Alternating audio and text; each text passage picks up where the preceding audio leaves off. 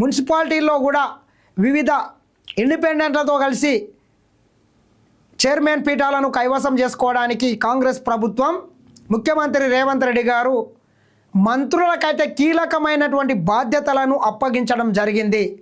నిన్న సుదీర్ఘంగా మంత్రివర్గ సహచార సభ్యులతో ముఖ్యమంత్రి తన నివాసంలో ఏర్పాటు చేసినటువంటి ఈ సమావేశంలో పలు కీలకమైనటువంటి సలహాలు సూచనలు అయితే మంత్రులకు ముఖ్యమంత్రి చేయడం జరిగింది. ఒక్కసారి మనం చూసుకున్నట్లయితే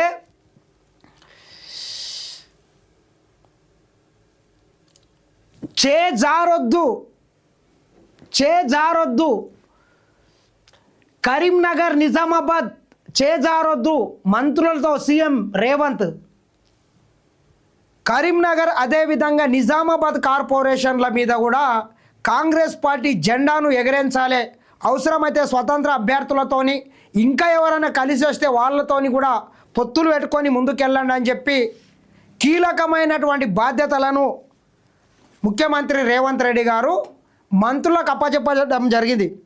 మరి ముఖ్యంగా మనం చూసుకున్నట్లయితే నిజామాబాద్ బాధ్యతలను టీపీసీసీ ప్రెసిడెంట్ మహేష్ కుమార్ గౌడ్ అదేవిధంగా మంత్రి ఉత్తమ్ కుమార్ రెడ్డికి ఆ నిజామాబాద్ బాధ్యతలను అప్పగించడం జరిగింది.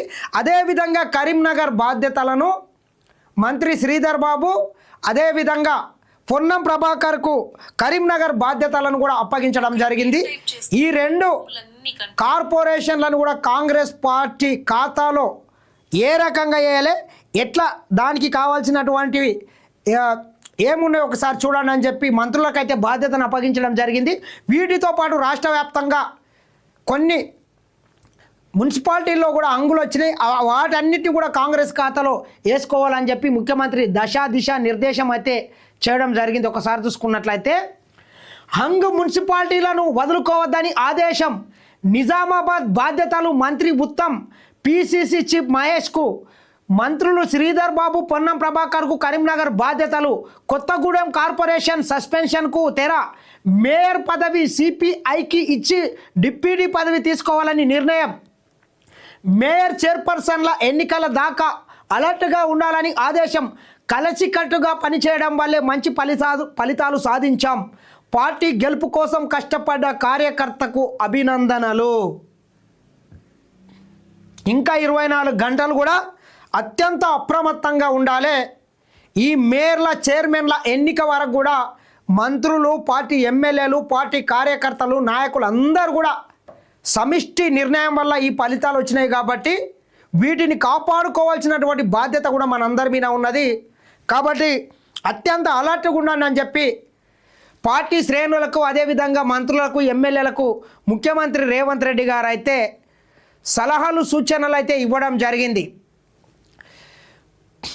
హంగులపై ఉత్కంఠ, రేపే మేయర్ చైర్పర్సన్ల ఎన్నికలు, జోరుగా బేరసారాలు, అన్ని చోట్ల క్యాంపు రాజకీయాలు.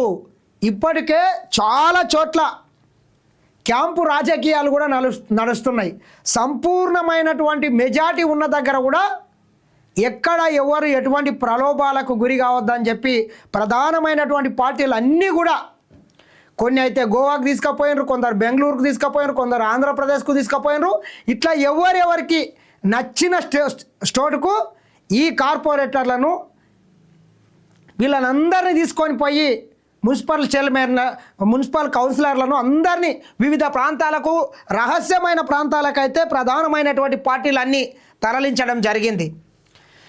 చాలా చోట్ల ఇండిపెండెంట్లే కింగ్ మేకర్లు, ఎక్స్ అఫీషియో సభ్యుల ఓటుపై ఈసీ క్లారిటీ, రాజ్యసభ సభ్యులు ఎమ్మెల్సీలకు స్థానికంగా ఓటు హక్కు ఉండాల్సిందే. ఇంతకుముందు ఈ రాజ్యసభ సభ్యులు కావచ్చు, అదేవిధంగా ఎమ్మెల్సీలు తమకు ఇష్టం వచ్చిన ప్లేస్లల్లో ఎక్కడ అవసరం ఉంటే అక్కడ ఓటు హక్కుని నమోదు చేసుకొని వినియోగించుకోవడానికి అవకాశం ఉండే. కానీ ముఖ్యంగా ఈ విషయం మీద రాష్ట్ర హైకోర్టుకు కొంతమంది వెళ్ళడంతో ఎవరైతే రాజ్యసభ సభ్యులు ఉంటారో, ఎవరైతే ఎమ్మెల్సీలు ఉంటారో ఎటువంటి అటు కాకుండా మీ ఓటు హక్కు ఎక్కడుంటే ఆ పరిధిలో మాత్రమే మీరు మీ ఓటు హక్కును ఉపయోగించుకోండి.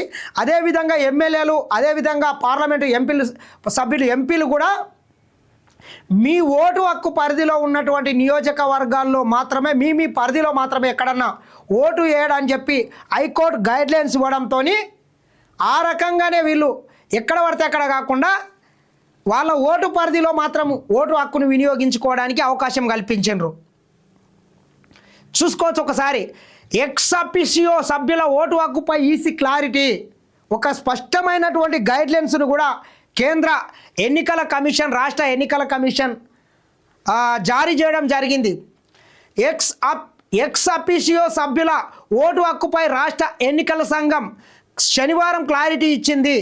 ఎంపీ, ఎమ్మెల్యే, మున్సిపాలిటీ కార్పొరేషన్లలో ఎక్స్ అఫిషియో సభ్యుడిగా ఉండాలనుకుంటున్నారో ఎంపీ లేదా ఎమ్మెల్యే మీ కాన్స్టిట్యున్సీ పరిధిలో ఏ మున్సిపాలిటీలో మీరు ఎక్స్ అఫిషియో సభ్యునిగా ఓటు హక్కుని వినియోగించుకుంటారో అక్కడ మీ ఓటుని నమోదు చేయించుకోవాలి. అదేవిధంగా వారి నియోజకవర్గ పరిధి మున్సిపాలిటీ ఏరియాలో పూర్తిగా లేదంటే కొంత భాగమైన కలిసి ఉండాలి. అప్పుడే వారికి ఓటు వేసే అర్హత కల్పిస్తారు. ఎమ్మెల్సీ, రాజ్యసభ సభ్యులు మాత్రం తాము ఓటు వేయాలనుకున్న కార్పొరేషన్, మున్సిపాలిటీలో తప్పనిసరిగా ఓటు అయి ఉండాలి. ఈ మేరకు ఎస్ఈసి అన్ని జిల్లాల కలెక్టర్లు, ఎన్నికల అధికారులకు శనివారం సర్క్యులర్ జారీ చేసింది. గతంలో రాజ్యసభ సభ్యులు, ఎమ్మెల్సీలు రాష్ట్రంలో తమకు నచ్చిన మున్సిపాలిటీ కార్పొరేషన్ను ఎంచుకొని ఎక్స్ అఫిషియో సభ్యుల హోదాలో ఓటు వేసే అవకాశం ఉండేది. దీనిపై గతంలో హైకోర్టులో వివాదం నడిచింది. విచారణ చేపట్టిన హైకోర్టు స్థానికంగా ఓటు లేకుండా ఇతర ప్రాంతాల్లో ఓటు వేయడం నిబంధనలకు విరుద్ధమని తేల్చి చెప్పింది. హైకోర్టు ఆదేశాల నేపథ్యంలో ఎస్ఈజీ తాజాగా ఈ నిర్ణయం తీసుకున్నట్లు ఉత్తర్వులో స్పష్టం చేసింది. ఈ రకంగా చేయడం వల్ల గతంలో కూడా మా కొడంగల్ ప్రాంతంలో పోయినసారి సంబంధం లేని వ్యక్తులు కూడా వచ్చి ఇక్కడ కోసిగిలో ఓటు వేయడంతో ఆనాడు అధికార పార్టీ ఒక అప్రజాస్వామ్యయుతంగా ఆ రోజు మున్సిపల్ చైర్మన్ పదవిని ఆ రోజు వాళ్ళు చేజిక్కించుకోవడం జరిగింది. ఈ రకంగా జరగొద్దని చెప్పి కొంతమంది హైకోర్టును ఆశ్రయించడంతో ఎక్కడ పడితే అక్కడ కాకుండా మీకు ఓటు ఎక్కడైతే ఉంటుందో అక్కడ ఎమ్మెల్సీలు కానీ రాజ్యసభ సభ్యులు కానీ ఓటు హక్కును వినియోగించుకోవాలని చెప్పి స్పష్టమైనటువంటి ఆదేశాలు ఇవ్వడంతో ఇక దీని మీద ఎటువంటి ఇబ్బంది లేకుండా అయితే పోయింది. అదేవిధంగా ముఖ్యమంత్రి రేవంత్ రెడ్డి గారికి కూడా కేంద్ర అధినాయకత్వంతో పాటు రాష్ట్రంలో ఉన్నటువంటి సీనియర్ నాయకులందరూ కూడా ముఖ్యమంత్రి రేవంత్ రెడ్డి ఈ ఎన్నికల్లో ఆయన రచించిన వ్యూహాలు కావచ్చు, సుడిగాలి పర్యటనలు కావచ్చు, తన భుజస్కంధాల మీద వేసుకొని ఈ రాష్ట్రంలో తెలంగాణ రాష్ట్ర వ్యాప్తంగా జరిగినటువంటి 116 మున్సిపాలిటీలు, అదేవిధంగా 7 కార్పొరేషన్లలో మెజార్టీ స్థానాలను కాంగ్రెస్ పార్టీ చేజిక్కించుకోవడానికి ముఖ్యమంత్రి ఎంతో చాకచక్యంగా, అత్యంత పక్కడబందిగా ఈ ఎన్నికలను నిర్వహించినట్లు తెలిసింది. అదేవిధంగా రాష్ట్ర వ్యాప్తంగా ఉన్నటువంటి కాంగ్రెస్ పార్టీ శ్రేణులు కావచ్చు, అదేవిధంగా మంత్రులు కావచ్చు, సీనియర్ నాయకులు కావచ్చు, ఎమ్మెల్యేలకు కావచ్చు, వివిధ బాధ్యతలను అప్పగించి ఇన్ఛార్జీలు అనేసి ఒక పక్కడ్బందీ వ్యూహంతో ఈ ఎన్నికలకైతే ఆ కాంగ్రెస్ పార్టీ వెళ్ళిందని చెప్పొచ్చు.